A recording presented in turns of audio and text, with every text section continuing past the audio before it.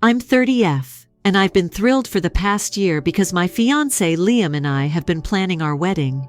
We've been together for a long time, and finally, we decided to tie the knot. We picked a date in December, right in the middle of the holiday season. I know some might think we're crazy to choose such a busy time, but the date holds a special meaning for us, and we wanted to make sure we secured everything early on. So, we started planning over a year in advance.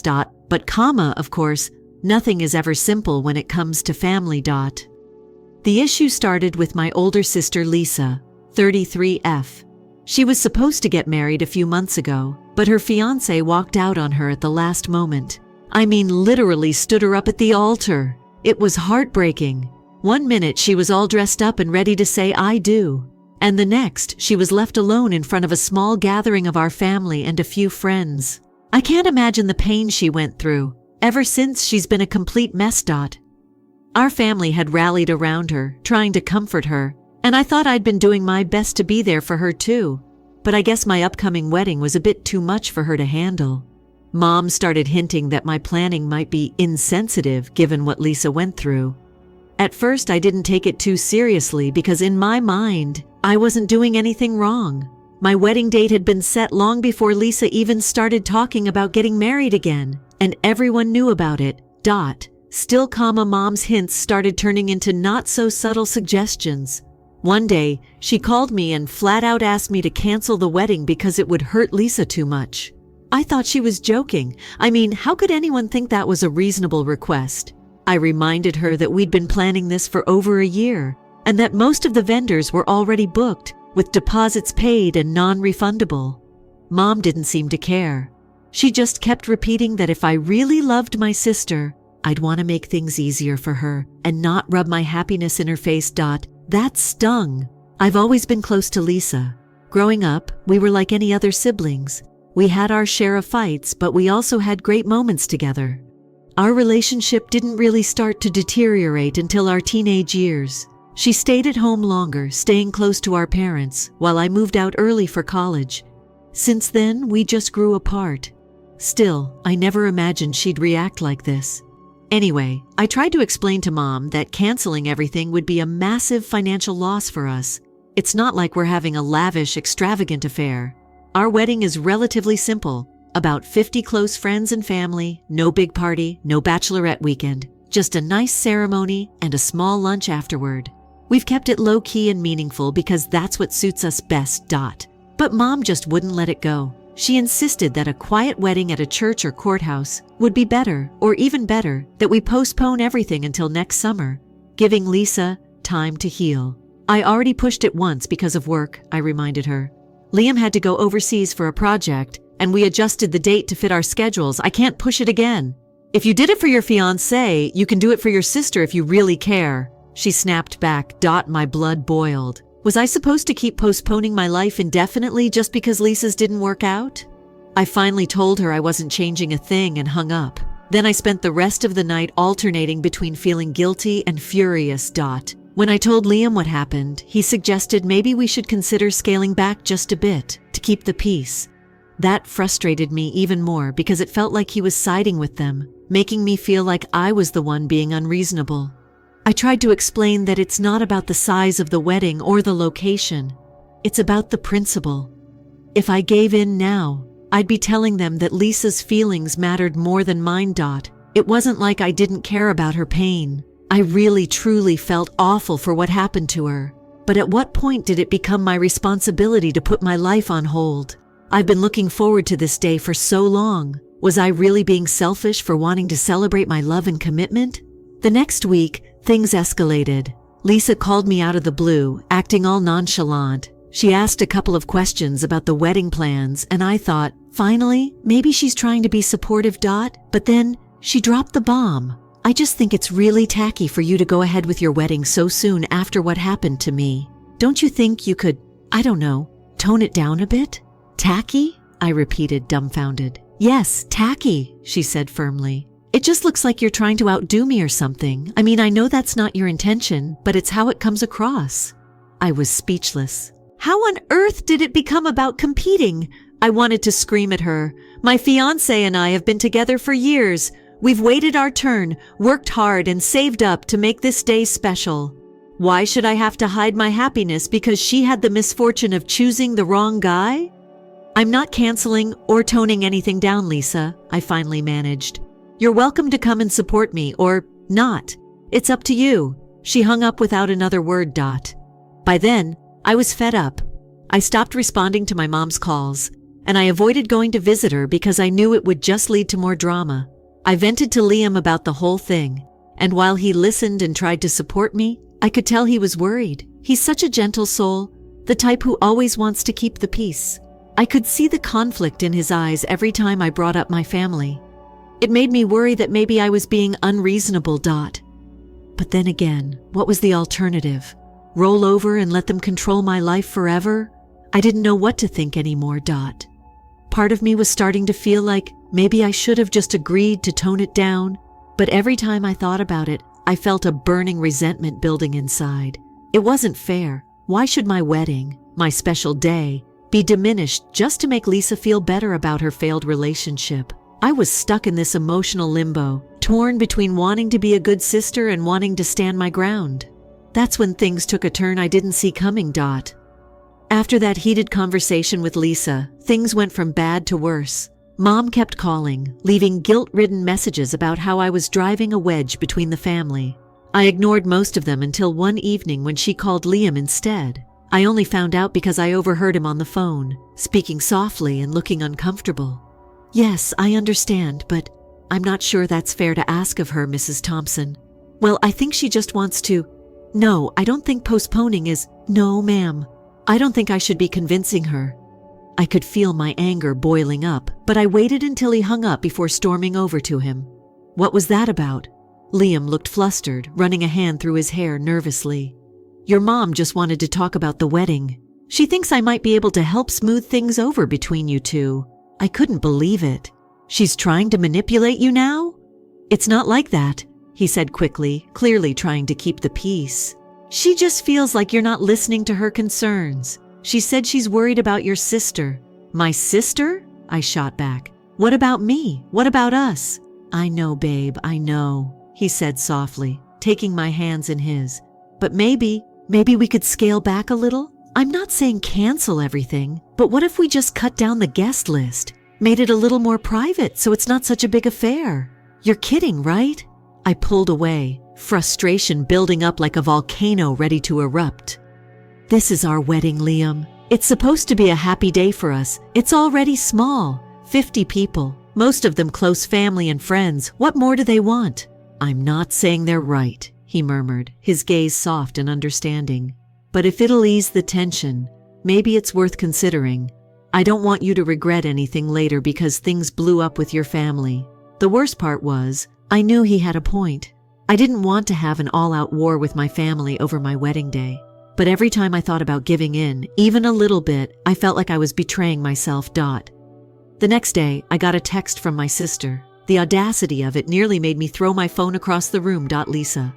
Mom said you're still going ahead with that ridiculous wedding. Wow, I can't believe you're really that selfish. Selfish. That was rich coming from her. I was about to type out a furious response when another message popped up. Lisa. If you have any decency left, you'll at least scale it back. You don't need to flaunt it in everyone's face. I wanted to scream. What right did she have to talk to me like that? Had she completely forgotten that I'd been planning this for over a year? Had she forgotten that I tried to be supportive when her fiancé ditched her? I'd been there for her, sitting silently in that empty church, watching her struggle to keep it together. I was the one who held her when she broke down crying. And now she wanted me to put my life on hold? I knew what I had to do. Ignoring the texts, I sat down and wrote out a detailed email, uninviting both Lisa and my mom from the wedding. It was probably the hardest thing I'd ever written. I agonized over every word, but I made sure to include every painful detail of how they'd been making this whole experience a nightmare for me. I CC'd a few other family members too, like my godmother and a couple of aunts, so that there'd be no confusion about what was happening. When I finally hit send, my heart was racing. Had I gone too far? Had I just set fire to the last bridge connecting me to my family? But no. The more I thought about it, the more I realized it had to be done. I couldn't let them keep walking all over me. This was supposed to be my time, and if they couldn't be happy for me, then they didn't deserve to be there. Almost immediately, my phone blew up with messages and calls. Lisa sent me a string of angry texts, calling me every name in the book. Mom tried to call a dozen times, but I let them all go to voicemail. By the time I checked my email again, there were several replies from family members, some supporting my decision, others urging me to reconsider. But one voicemail stood out. It was from Lisa. Her voice was shaking with rage. "How could you do this?" she shouted. "How could you be such a self-centered, vindictive little—" She cut herself off, taking a deep breath. "You know what? Fine. Have your stupid wedding. But don't think for 1 second that I'll forget how you treated me. I hope Liam realizes what a selfish witch he's marrying." I sat there, listening to it over and over, feeling my heart harden a little more each time. How did things get this bad? We used to be so close. Now it felt like we were enemies. It wasn't fair. None of this was fair. But I had to stand my ground. A few days passed in a blur of tension and anxiety. I tried to focus on the final details of the wedding, but every time I thought about Lisa's words, I felt a pang of sadness and anger. Was I really being selfish? Was I ruining my own happiness just to prove a point? Then, out of nowhere, my fiancé got a call from my mom. He was in the middle of dinner when his phone rang, and when he saw her name on the screen, his face paled. "Should I answer?" he asked quietly. I nodded reluctantly, and he stepped out to take the call. I didn't know what they talked about, but when he came back, he looked troubled. "She wants to meet us, just for dinner." "Why?" I demanded. "I think she wants to talk things through, clear the air," he said cautiously. She sounded different. I think maybe she realizes she went too far. I didn't buy it for a second, but part of me, a small, desperate part, hoped he was right. Maybe they'd come to their senses. Maybe we could actually have a conversation without it turning into a fight. Against my better judgment, I agreed. We drove over to my mom's house the next evening. The whole way there, my stomach was in knots. What were they going to say? Was this just another attempt to manipulate me? When we walked in, the atmosphere was tense. My mom looked, well, I didn't know what to think. Sad maybe, but also determined. I couldn't read her expression, and that made me even more uneasy. She started talking softly, avoiding eye contact at first. "I know things have been rough between us, and I want to apologize if I've made you feel like your happiness doesn't matter." I blinked. Was this really happening? I just want us to be a family again," she continued, her voice trembling slightly. "Your sister's been struggling, and I thought I was doing the right thing by protecting her. But I see now that I was wrong. It was like someone had flipped a switch. All the anger I'd been holding on to started to melt away, replaced by a strange, hollow feeling. "I know I've hurt you," she whispered, finally looking up at me. "I'm sorry. I didn't know what to say." Part of me wanted to forgive her on the spot, to just let everything go and have my family back. But the other part of me, the part that remembered every hurtful word and guilt trip, wasn't ready to forgive. I took a deep breath, steadying myself. "If you really mean that, then let me have my wedding in peace. No more guilt trips, no more drama, just be there for me, okay?" She nodded slowly, tears welling up in her eyes. "I promise. Maybe, just maybe, things were finally starting to change." I wish I could say things got better after that conversation with my mom, but in reality, it only got more complicated. At first, I was cautiously optimistic. Maybe we'd turned a corner. Maybe this time she really meant it. But as the days went by, her behavior didn't quite match her words. Sure, she wasn't calling me incessantly, demanding I cancel the wedding, but she started showing up at our house unannounced, dropping little suggestions and veiled comments. "Are you sure you want to go with that dress? It's a bit flashy, isn't it? Liam seems so stressed lately. Maybe you're overburdening him with all these wedding plans. Your sister's been really down lately. She's not eating properly, you know. Are you really sure you want to put her through this?" It was like death by 1,000 cuts. I tried to brush it off, telling myself that this was just her way of adjusting to the idea of me standing up to her for once. But it still hurt. It hurt because a part of me wanted her approval. A part of me wanted her to say she was proud of me, that she was happy for me, that I was doing something worth celebrating. But it wasn't just my mom. Lisa, who I thought was staying out of this mess, started playing her own passive-aggressive games. She didn't call or text directly. Instead, she took to social media, posting cryptic messages that were obviously about me. Lisa. It's funny how some people don't care who they hurt, as long as they get what they want, Lisa. Family should come first, but I guess not everyone sees it that way. I tried to ignore it, but mutual friends and distant relatives kept messaging me, asking what was going on. Did something happen between you and Lisa? She seems really upset. It was exhausting. Every time I logged into Facebook or Instagram, there was another post, another comment, another thinly veiled jab. One night, after a particularly nasty comment on one of my wedding-related posts, I lost it. I called Lisa, shaking with anger. "What the hell is your problem?" I demanded as soon as she picked up. She sighed dramatically as if I were the one being unreasonable. "Oh, here we go again. Look, I'm not doing anything wrong. I'm just expressing my feelings. Last I checked, that's not a crime." "Expressing your feelings?" I echoed, incredulous. "You're making me out to be some heartless monster. You're turning people against me." "Well, maybe if you had a little empathy, people wouldn't be so quick to take my side," she snapped. "Empathy?" I felt my voice rise. "You want to talk about empathy? I've bent over backwards trying to be understanding. I invited you to the wedding. I apologized. I've done everything I can to include you, but you don't want that, do you? You just want to ruin this for me." "Ruin it?"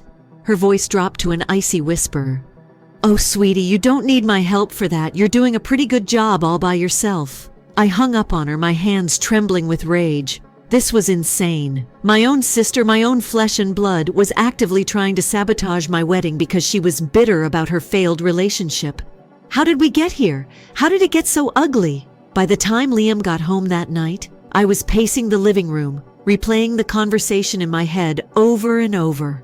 When he walked in, I blurted out, "We should just elope." His eyes widened. "Wait, what?" "Let's just run off and do it, Liam. Screw the big wedding, screw the guest list, screw all of it. Let's just go to the courthouse and be done with it." Hey, slow down." He stepped closer, reaching out to steady me. "What happened?" "I can't take it anymore," I cried, the words spilling out in a torrent. "Mom's driving me insane. Lisa's trying to ruin everything. And now everyone thinks I'm the villain. I just want to marry you. I just want one day that's about us. Why is that so much to ask?" He pulled me into his arms, holding me tight as I tried to calm down. "I know, babe. I know it's hard. But don't let them win. This is your day, our day. Don't give them the satisfaction of making you run away from it." I buried my face in his chest, breathing in the comforting scent of his cologne. "But what if it's not worth it? What if this just keeps getting worse? Then we'll deal with it together," he murmured. "But I don't want you to regret anything. You've dreamed about this for so long." He was right. I had dreamed about this. The beautiful dress, the twinkling lights, walking down the aisle with my heart pounding. I couldn't let them take that away from me. But something had to give. I couldn't keep letting them get to me like this. The next morning, I made a decision. I sat down and wrote a formal email to my mom and Lisa, uninviting them again. This time, I wasn't polite about it. I didn't sugarcoat my words. I told them flat out that if they couldn't be happy for me, then they didn't deserve to be there. I didn't care if it was harsh. I didn't care if it hurt their feelings. They'd hurt mine enough times already. But I didn't stop there. I posted a public statement on social media, addressing the situation head on. I didn't name names, but I made it clear that there were certain people who were no longer welcome at the wedding because of their behavior. I said I wouldn't tolerate toxic behavior from anyone, not even family, and that I deserved to celebrate my marriage in peace. The response was overwhelming.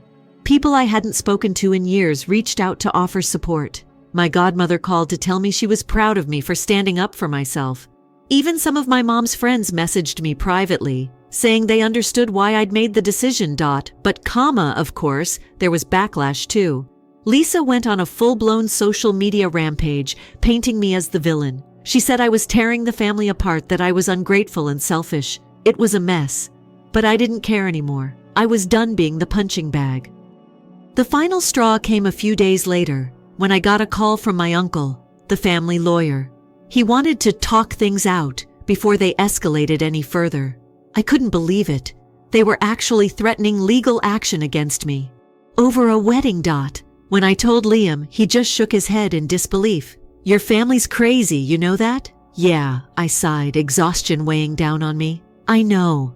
Do you want to call it off? He asked quietly. Not the wedding, just all this drama. We could still elope if you want. I looked at him, really looked at him, and something inside me clicked. I realized I didn't care what my family did or said anymore. I didn't care if they showed up with pitchforks and torches. All that mattered was him, the man standing in front of me, the man I was going to marry. No, I said firmly. We're going through with it, just like we planned.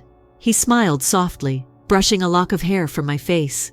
Then let's make it the best damn wedding anyone's ever seen. I smiled back, a spark of determination flaring up inside me. Yeah, let's do that. And just like that, I knew. No matter what happened, no matter how messy things got, I was going to have my dream wedding, because I deserved it, because we deserved it, and I wasn't going to let anyone take that away from us.